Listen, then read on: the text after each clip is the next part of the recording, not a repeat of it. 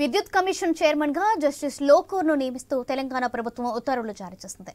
Justice Narasimha Reddy స్థానంలోని justice Lokur నియామకం అయ్యారు. గతంలో ఉమ్మడి ఏపీ హైకోర్టులో ఆయన సీజేఐగా పనిచేశారు.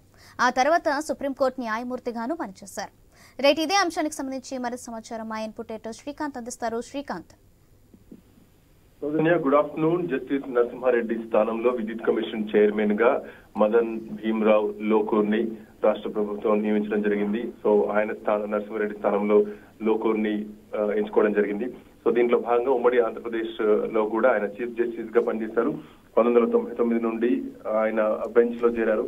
సో అప్పటి నుంచి కూడా ఆయన ఢిల్లీ హైకోర్టు అడిషనల్ జడ్జిగా పనిచేశారు. ఆ తర్వాత 1919 తర్వాత శాశ్వత న్యాయమూర్తిగా కూడా పనిచేశారు. ఆ తర్వాత కూడా అంటే ఢిల్లీ హైకోర్టు కూడా ప్రధాన న్యాయమూర్తిగా కొనసాగినటువంటి రికార్డ్ ఆయనకుంది. అంతేకాదు గౌహతి హైకోర్టుకు కూడా ప్రధానంగా న్యాయమూర్తిగా పనిచేశారు ఆయన, ప్రధాన న్యాయమూర్తిగా. సో అక్కడ కూడా 2010 వరకు కూడా గౌహతిలో న్యాయమూర్తిగా ఆయన పనిచేయడం జరిగింది.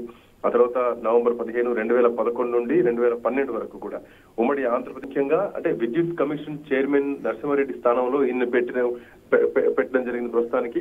సో ఇట్లా నేపథ్యంలో తెలంగాణ రాష్ట్రంలో విద్యుత్ కుంభకోణంలో అవకతవకలు జరిగాయి. విద్యుత్ థర్మల్ గా Yadadri thermal power project, Bhadradri thermal power project, Chhattisgarh నుంచి కొనుగోలు చేసినటువంటి కరెంటుకు సంబంధించి అవకతవకల నేపథ్యంలో ఒక కమిషన్ వేయడం జరిగింది. ఆ కమిషన్ కూడా జగదీష్ రెడ్డి కోరినందుకుగానే కమిషన్ వేశామంటూ కూడా రేవంత్ రెడ్డి నిండు అసెంబ్లీలో చెప్పడం జరిగింది. సో అన్నట్టుగానే 24 గంటలు తిరిగే లోపే రేవంత్ రెడ్డి చెప్పిన మాట ప్రకారం ఇప్పుడు జస్టిస్ బి లోకూర్ ని కమిషన్ చైర్మన్ గా నియమించడం జరిగింది.